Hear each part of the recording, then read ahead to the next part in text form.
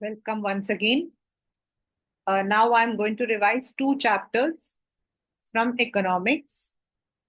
First is development and second is money and credit. Right?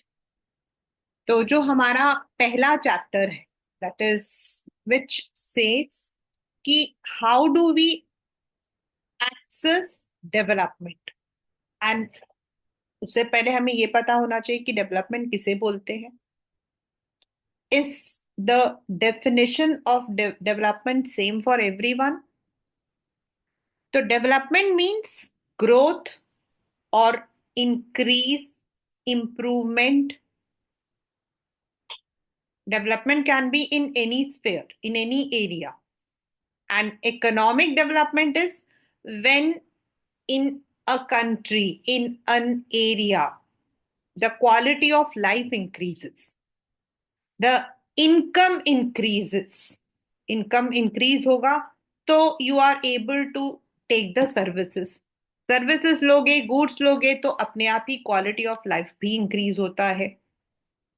And as a part of economics हम लोग जो 9th and 10th में economics पढ़ते हैं that is only the base for what we actually do in real life. तो the first thing we must understand is when we talk about a country, तो what is development.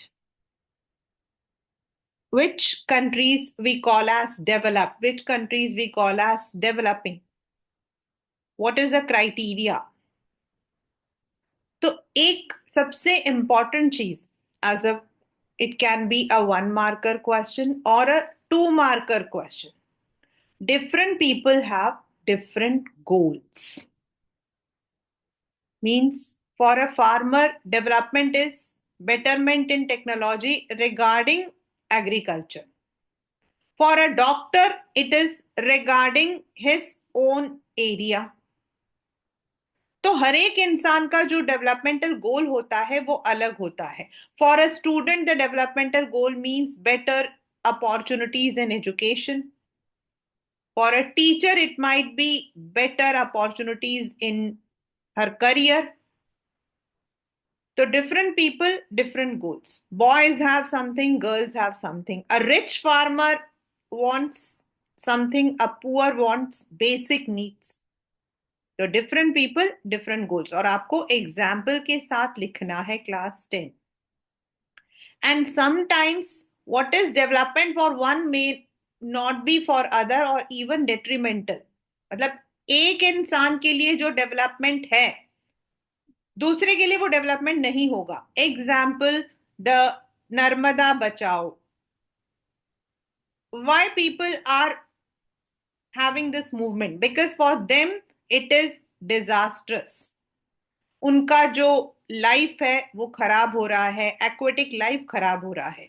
But अगर हम लोग country की तरफ से देखते हैं तो it is also catering to water. तो यानी कि एक तरफ इट इज डेवलपमेंट और दूसरी तरफ it is detrimental, it is disastrous. So what is development for one may not be for other. ये दोनों 2 मार्क्स में आपके पेपर में आए हुए हैं. नॉर्मली सबके लिए द फर्स्ट फैक्टर जो जनरल कॉमन इंडिकेटर है वो है इनकम. सबके लिए मतलब हम सबसे पहले इनकम को ही देखते हैं जब हम बोलते हैं growth. But income itself is not sufficient for being developed. Income है बट ड्रिंकिंग वाटर नहीं है. इनकम है, सेफ्टी नहीं है. इनकम है, पॉल्यूशन फ्री एनवायरनमेंट है. Then the income can not help you out. आपके पेपर में एक क्वेश्चन आता, money can not buy everything. तो इनकम से सब कुछ नहीं कर सकते हो आप. इनकम है वेरी नाइस, लेकिन साथ में sanitation, good drinking water, health, education सारी फैसिलिटीज होंगी तब हम कह सकते हैं कि development is taking in the right manner. 3 marker question. Now there is how do we compare, contrast national development. National development किसको बोलते हैं? हम उसको कैसे दूसरी कंट्री से कंपेयर करते हैं. Why do we compare? This is a 5-marker question. The national development is when the sum total from all sectors are added to GDP and we find how the country is performing in the economic value. और comparison के लिए the criteria of the average income यानी कि PCI per capita income is taken.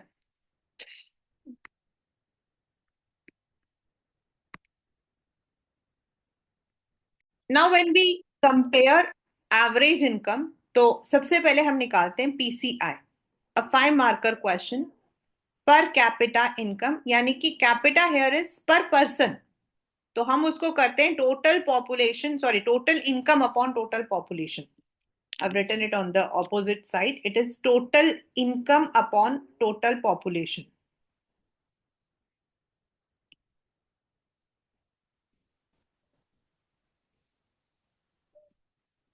यानी हर एक इंसान की what is the income, but it cannot be said as correct. क्यों? Every person is not earning. There are people who are unemployed. There are people who come under the category of children. There are people who come under the category of old people. And there are people who are earning more. There are people those who are earning less. तो ये जो disparity है, that is hidden. वो proper नहीं दिखा पाता. But ये जो एवरेज इनकम है PCI है, इसको वर्ल्ड बैंक लेता है and it develops the country, it classifies the country into developed, developing, underdeveloped. और अभी जो right now मतलब जो वर्ल्ड बैंक का जो क्राइटेरिया है वो है आपका low income company countries, that is जिनका GNI ग्रॉस नेशनल इनकम 1145 से कम है, lower middle, then upper middle and higher income. Now it is taking this criteria. ये अब मतलब कि जो recent criteria है वो ये है और इसी मतलब कि according it classifies the countries into 4 categories. And अगर हम उस तरीके से देखें तो what does it mean? That means a country needs more focus on certain things. And her country का अपना अलग होता है. मीन्स जैसे टेरिशरी सेक्टर को बिल्टअप करना, एम्प्लॉयमेंट सेक्टर को बिल्टअप करना, हेल्थ को करना, एजुकेशन को करना. तो these are all the criteria where the countries have to take steps. Income is one common indicator and World Bank takes the indicator of average income. But there are other indicators of development. Development सिर्फ income से नहीं हो सकता. जैसे अभी मैंने आपको बोला कि even if you are getting water, if you are getting money but you don't get water or sanitation, then तो there are other indicators of development. ये अलग से भी आता है और UNDP के अंडर भी आता है. दोनों का सेम आंसर है. The other indicators of development is health. यानी किसी भी कंट्री में जो हेल्थ सेक्टर है it should be improved. और हेल्थ सेक्टर कैसे इंप्रूव होगा? With a balance between birth date and death rate. Birth rate, the number of live birth, जिंदा बच्चे पर 1000 in an area in a year, and death rate the opposite. Plus अगर country के अंदर अच्छा health system है, mother को बच्चे को बूस्टर्स मिल रहे हैं, इम्यूनाइजेशन मिल रहा है, तो the IMR will be less. Infant mortality rate यानी कि the number of children who die before the age of 1 per 1000 in a year. And in our country, Kerala has a very good मतलब low IMR, whereas states like Punjab या फिर आपका Bihar, they are having high IMR. तो reason क्या है? The reason is the health facilities lag here. Then education. a good system of education, literacy rate. Now, who is a literate? Any person above 7 years who can read or write any one language with understanding is literate. और हमारे यहाँ पर जो literacy rate है it is around 70%. और उस 70% में भी बॉयज आर अराउंड, मतलब 70% के 70% are boys and 52-53 are girls. Then the net attendance ratio, the number of children who attend the school after 14 years. तो ये सब अच्छा होना बहुत जरूरी है. And public facilities like sanitation, good drinking water, then PDS, ration, transport, ये सब कुछ आपका पब्लिक फैसिलिटी में आता है. तो अगर ये सारी चीजें एक कंट्री के अंदर डेवलप्ड है तो अपार्ट फ्रॉम एवरेज इनकम, अगर ये भी चीजें डेवलप्ड है तो the country can be better developed. तो सिर्फ इनकम नहीं, लेकिन हाँ वर्ल्ड बैंक लेता है सिर्फ income. And UNDP, United Nation Development Programme, it's an organ under United Nation, वो लेता है द इंडिकेटर्स, एवरेज इनकम भी लेता है प्लस ये सारे इंडिकेटर्स को लेता है. अगर आपके पेपर में आता है what is the criteria taken by world bank and how it is different from UNDP, तो वर्ल्ड बैंक पीसीआई और UNDP PCI health, education, public facilities. 5 marker question. अब यूएनडीपी क्या करता है, मतलब what is it's main idea? World bank तो classify करता है एंड कंट्रीज को जो असिस्ट करना है मनी वाइज उसमें हेल्प करता है. यूएनडीपी क्या करता है? यूएनडीपी जो है वो क्लासिफाई करता है इन कंट्रीज को थ्रू ह्यूमन डेवलपमेंट रिपोर्ट. वो एक रिपोर्ट तैयार करता है एंड उस रिपोर्ट के अंदर it gives all the criteria कि किस कंट्री में क्या क्या चीजें हैं, क्या नहीं है, ईच एंड एवरी एरिया. और उसके बाद उस कंट्री को एक रैंक देता है जिसको हम बोलते हैं ह्यूमन डेवलपमेंट रैंक, यानी कि ह्यूमन डेवलपमेंट इंडेक्स. वो एक रैंक देता है, जैसे आप क्लास के अंदर first, second, third, fourth, fifth, six आते हो, उसी तरीके से वो रैंक देता है. Those countries which are develop वो आपके टॉप मोस्ट में आ जाते हैं. दोज हु आर डेवलपिंग उसके बाद फिर under developed. And in this manner it gives the HDI. Now अगर हम देखें तो हमारा जो अपने से वी आर अराउंड 134th. 2022 में हम 134th रैंक पर थे आउट ऑफ 193 कंट्रीज. मतलब हमारा इंडिया का जो रैंक था वो था 134 out of 193 countries. Can you imagine कितने पीछे हैं हम?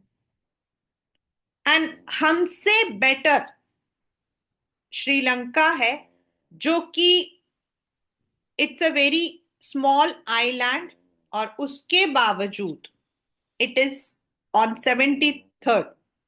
वाई? ऐसा क्यों? मतलब वो तो बहुत ही छोटी सी कंट्री है. श्रीलंका इज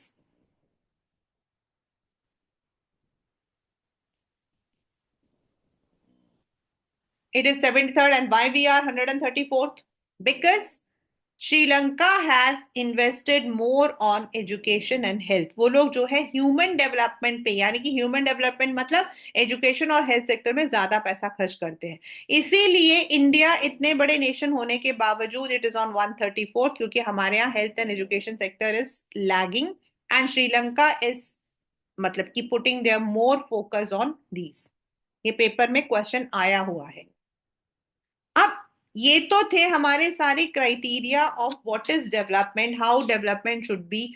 लेकिन लॉन्ग टर्म में अगर हमें डेवलपमेंट चाहिए तो we also need to understand कि there is a need of sustainability. Sustainable development यानी कि the development which takes place for the present without compromising the future. यानी आपको जो है ऐसा डेवलपमेंट लेना है जो हमारे लिए भी है और आने वालों के लिए भी है। यानी जो हमारे रिसोर्सेज हैं उनको हमें जुडिशियली यानी कि बहुत सोच समझ के यूज करना है, ताकि आने वाले जनरेशन के लिए वो एग्जॉस्ट ना हो जाए। और अगर ऐसा हुआ 1%, तो what will happen? We need to export the minerals, it will be costly, और हमारा जो ओवरऑल डेवलपमेंट है, अगर हमारा फॉरेन एक्सचेंज कम होने लग गया तो डेवलपमेंट हमारी रुक जाएगी। अगर हम फॉरेन एक्सचेंज नहीं बचाएंगे तो आने वाले पीरियड में we will fall into trap, debt trap. और इसीलिए if you want to have a good development, हमें सस्टेनेबिलिटी को भी देखना है। ये वाला क्वेश्चन आपके resources and development from your geography and this chapter दोनों में से आता है। What is the meaning of it is कि वेदर, और इसमें आता है आपका give along, sorry, explain along with examples. So I've put the example groundwater, minerals, natural gas, sorry, the सारे डाले मैंने। तो if we are using the groundwater तो ठीक है, but if we are over using it like Punjab वगैरह में है, तो व्हाट विल हैपन? जो ग्राउंड वाटर में जो टेबल है वो खत्म हो जाएगा, ड्राई हो जाएगा, and we may need to export water, we may not have water for agriculture. Similarly, the minerals or fossil fuels, which are non-renewable, which takes years to form, अगर हम उसको खत्म कर देंगे तो उसी तरीके से we would not be having anything for development. So it is very important that we also go for sustainable development. हमारा income, indicators of other indicators plus sustainability. Then the country's economy will be strong. For this, Mahatma Gandhi had said there is enough for everyone's need, but not for anyone's greed. Right? So this is the very first chapter, that is development, which I wanted to do today. Since we have already done 2 chapters, one is globalization and sectors of economy. Now the next or the last chapter which from economics is money and credit. A very quick revision of the same.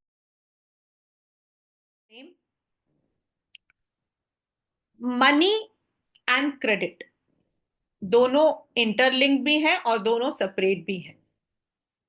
Money is the need for everyone. आप पढ़ रहे हो because tomorrow you want to earn money. Everyone who is, हम अगर economy बोलते हैं, economic growth बोलते हैं, तो सबसे बड़ा फैक्टर आता है money factor, and money is said to be the medium of exchange. तो पहले क्या होता था? In the earlier period we use to have, we never had the money. Money is एक चीज है, दैट इज समथिंग जो बीच में है, विच इज एन मीडिएटर। उस तरफ सामान है, इस तरफ हम है। तो वो सामान अगर हमें चाहिए तो वो जो चीज है उसे हमें देना पड़ेगा उस सामान के वैल्यू के अकॉर्डिंग, दैट इज मनी। तो मनी जो पहले होता था, what used to be, it was barter system. You can see I made one, मतलब कुछ कार्टून मैंने डाल दिए हैं, बुक्स और केला। लेकिन अगर इंसान को केला नहीं खाना है या दूसरे इंसान को बुक नहीं चाहिए, then what will happen? The exchange system can not work. तो barter is exchanging of commodities, and उसका सबसे बड़ा ड्रॉबैक, ये 2 मार्क्स में आपके पेपर में आ सकता है, वो है दैट डबल को इंसिडेंस ऑफ वांट्स। यानी कि दोनों तरफ, मींस जिसने केला बेचना, उसका केला उस इंसान को खरीदना चाहिए जिसके पास बुक है, और जो अपना बुक बेचना चाहता है केले वाले को, वो बुक की जरूरत होनी चाहिए। But if it is not there, then barter system can not work. So that is the drawback of barter system. And जो money है, it removes this drawback, क्योंकि मनी एक ऐसा एजेंट है, एक ऐसा मीडिएटर है जिसको आप उस वैल्यू के अकॉर्डिंग ले सकते हो. But the money does not have any value of its own. जैसे गोल्ड है, गोल्ड को आप अलग अलग तरीकों से यूज कर सकते हो. You can make ornaments, you can use it as a biscuit and keep in the, मतलब कि अपने पास रख सकते हो. आजकल डिजिटल है, you can keep it in the banks. लेकिन जो मनी है, करेंसी नोट्स है, उनकी अपनी कोई वैल्यू नहीं है. They have to be exchanged. तो पहले क्या होता था, बार्टर सिस्टम था. But when people found the drawback of barter system, they evolved money. तो पहले होते थे मनी के आपके कैटल, ग्रेन और coins. Different kinds of coins होते थे पहले. आपके पेपर में आया हुआ है क्वेश्चन. और अब मॉडर्न फॉर्म में क्या है, we are having the notes and coins and they are uniform. पहले यूनिफॉर्म नहीं होता था. किसी शहर में कैटल यूज करते थे, किसी में ग्रेन यूज करते थे, कोई कॉपर कॉइन यूज करते थे, कोई गोल्ड कॉइन यूज करते थे. But now it is uniform. Why it is uniform? Because the money, the currency that we use now, जो करेंसी अब हम यूज कर रहे हैं, वो आपका उस कंट्री का जो सेंट्रल बैंक होता है, मेन बैंक, वो इश्यू करता है. वो उसकी वैल्यू बताता है, मोनेटाइज करता है और डीमोनेटाइज करता है. डीमोनेटाइजेशन मतलब उस करेंसी नोट की वैल्यू को खत्म कर देना. लाइक आपको याद होगा in 2016 the rupee value of 500 was demonetised, यानी कि उसकी वैल्यू खत्म हो गई थी. उसके बाद वो जो 500 रुपीज था, that was only a paper. उसमें 500 लिखा है या गांधी जी बने, उसकी कोई वैल्यू नहीं थी. तो उसको मोनेटाइज करना, डीमोनेटाइज करना, वो सेंट्रल बैंक यानी कि जो मेन बैंक होता है उसका काम. और इंडिया के अंदर उसका नाम है RBI, यानी कि रिजर्व बैंक ऑफ इंडिया. और जो रिजर्व बैंक ऑफ इंडिया है, it is the main bank. और उसके नीचे सारे के सारे बैंक्स आपके काम करते हैं, चाहे वो प्राइवेट हो या public. Reserve bank of India जो है, इट मेक्स श्योर कि जो बैंक्स है, they are maintaining the balance, they are providing loans to people who need it, चाहे वो रिच हो या poor. They are maintaining the repo rate, the interest rate. ये RBI देखता है. तो जो बैंक्स होते हैं वो क्या काम करते हैं? Now the next question comes, what are the activities of bank और what is the income of bank? 3 marker question. तो जो बैंक होते हैं, हम जैसे कॉमन लोग, उनके सेविंग्स को हम लोग डालते हैं इन द बैंक. वैसे तो देर आर डिफरेंट फॉर्म्स जिसमें हम बैंक में डाल सकते हैं. हम सेविंग्स की तरह डालते हैं, हम फिक्स्ड डिपॉजिट की तरह डालते हैं. फिक्स्ड डिपॉजिट होता है एक लमसम अमाउंट जो हम एक लमसम पीरियड के लिए डाल देते हैं, से for 1 month, 3 month, 6 month, 1 year. और सेविंग्स होता है जब जब हमारे पास पैसा बचता है, हम बैंक में जमा कर देते हैं. तो जो सेविंग्स अकाउंट होता है उसको हम डिमांड डिपॉजिट बोलते हैं. 1 marker question. Why we call it demand deposit? Because जब हमें चाहिए तो हम उस सेविंग्स अकाउंट से पैसा विड्रॉ कर सकते हैं कंप्लीट. तो बैंक क्या करती है, जो हम डिपॉजिट्स करते हैं उनके पास, जो भी हम डिपॉजिट करते हैं, उनमें से 15% अपने पास रख लेती है एंड 85% को वो यूज करती है टू प्रोवाइड क्रेडिट और loan to people for various purpose. Business के लिए, एजुकेशन के लिए, हेल्थ के लिए, हाउसिंग के लिए. जो वो क्रेडिट देती है, लोन देती है, it charges high rate of interest. That depends किस तरीके का आपका लोन है. एंड जो हमारे सेविंग्स अकाउंट होते हैं उनमें वो लो इंटरेस्ट देती है, मतलब कंपैरेटिवली. एंड दिस वे जो वो चार्ज करती है और वो जो देती है, उन दोनों का जो डिफरेंस होता है, that is the income for the bank. मतलब मान लो bank is charging 15% interest for credit and it is giving 6% for savings. तो जो 15 minus 6 है 9%, वो जो पैसा होता है that is used by the bank for its own expenses. मतलब बैंक को देखना, वहां के स्टाफ की सैलरी, इन सब की. So this is how the banks work. और बैंक का एक यूनिक फीचर होता है हमारे डिमांड डिपॉजिट का, और वो है चेक. दो आज की डेट पर चेक इतना मायना नहीं रखता because people are using more the digital cash. आजकल we are having other forms of currency, that is debit card, credit card, digital cash, UPI. लेकिन चेक जो है it is an instrument. Cheque is a paper. मतलब आपको अगर paper में लिखना होता है तो आपको ये लिखना है, 1 मार्कर में आएगा वैसे. विच इंस्ट्रक्ट्स, जो इंस्ट्रक्ट करता है the bank to give certain amount to the bearer. मतलब जिसके पास वो चेक है उसको उतना पैसा दे दे.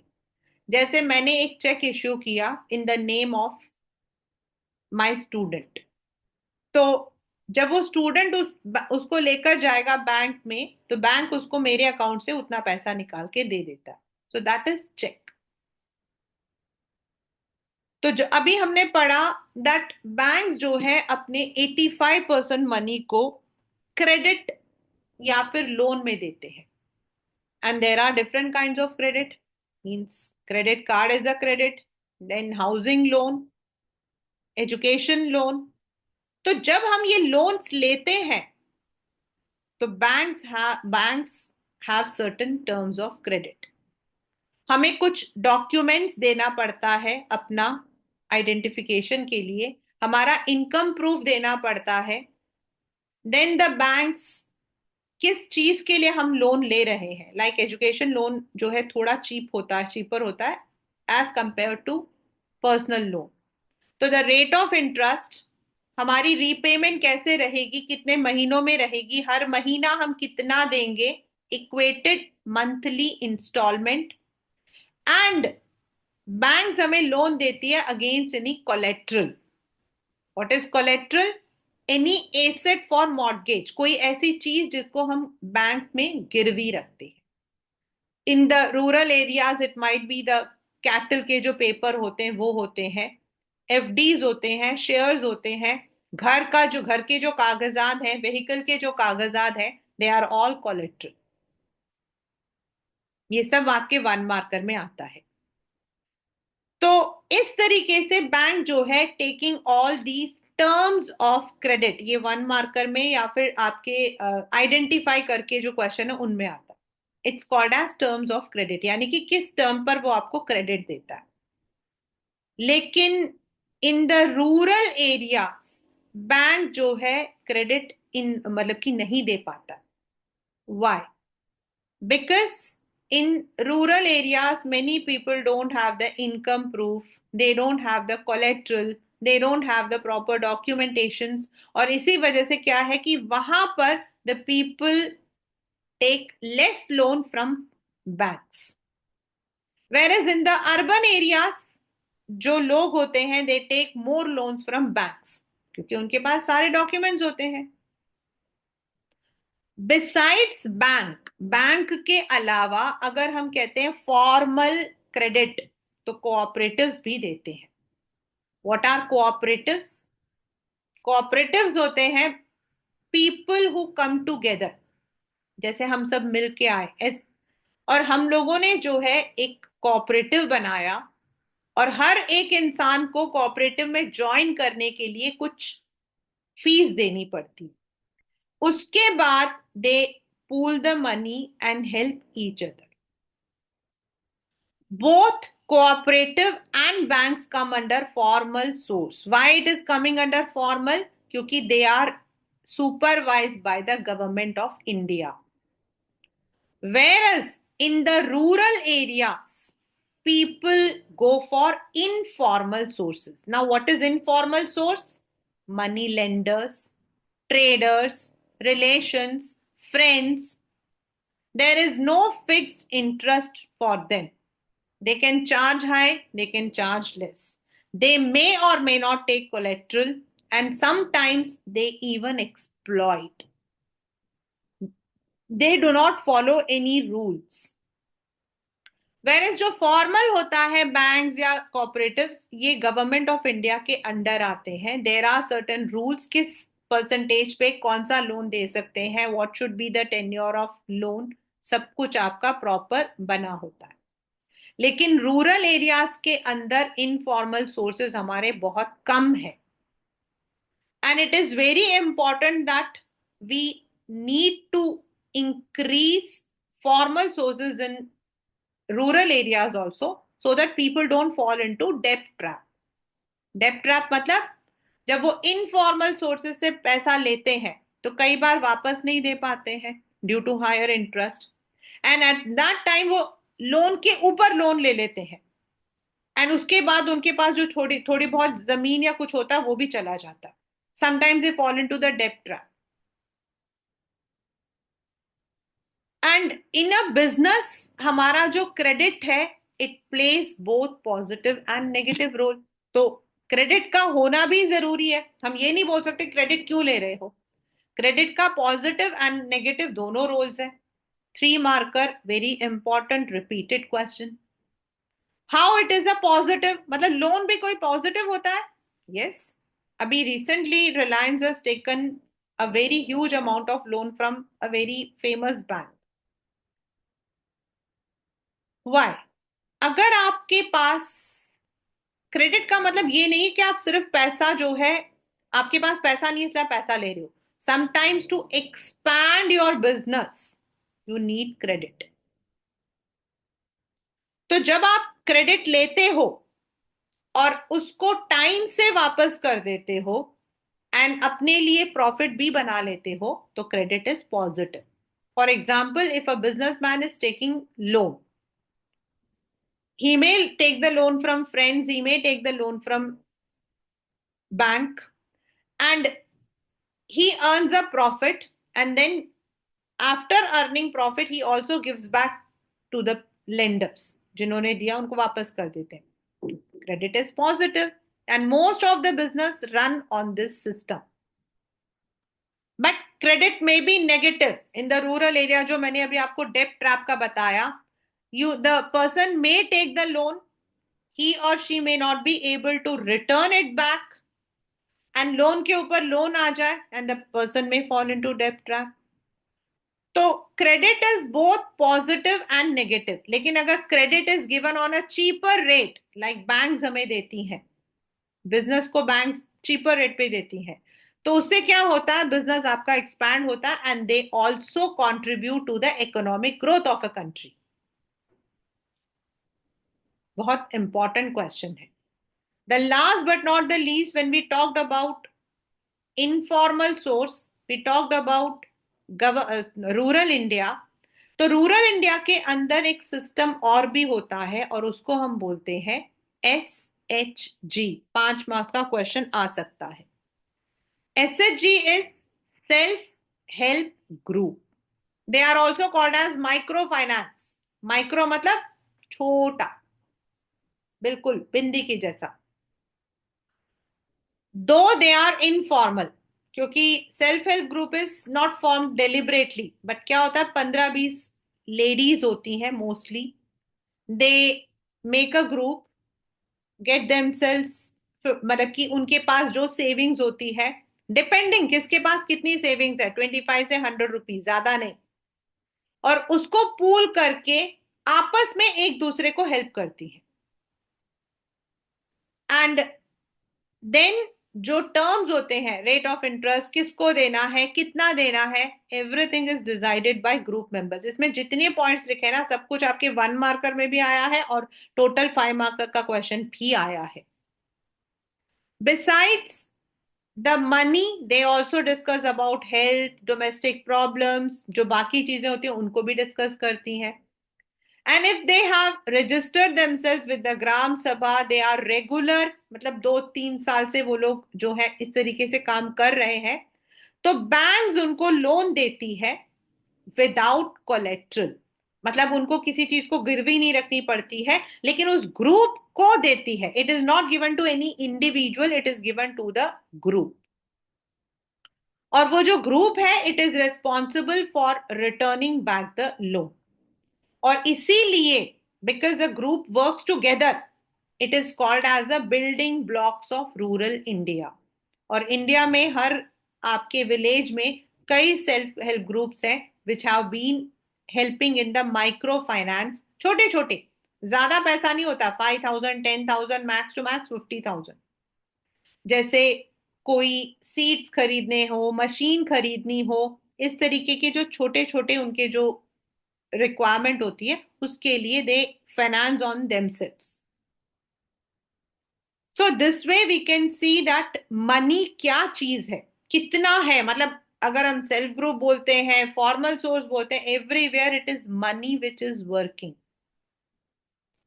और ऐसा ही सेल्फ हेल्प ग्रुप के जैसा in Bangladesh the Grameen bank was open by Yunus Parvez, जो इस वक्त में वहां के राइट नाउ ही इज द रूलिंग वन।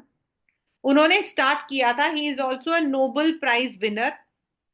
और उनका मानना था कि जो विमेन होती हैं they are more honest, they give back the money on time, and in this manner Grameen Bank has helped in the economic development of Bangladesh. So that is all in this chapter, money and credit.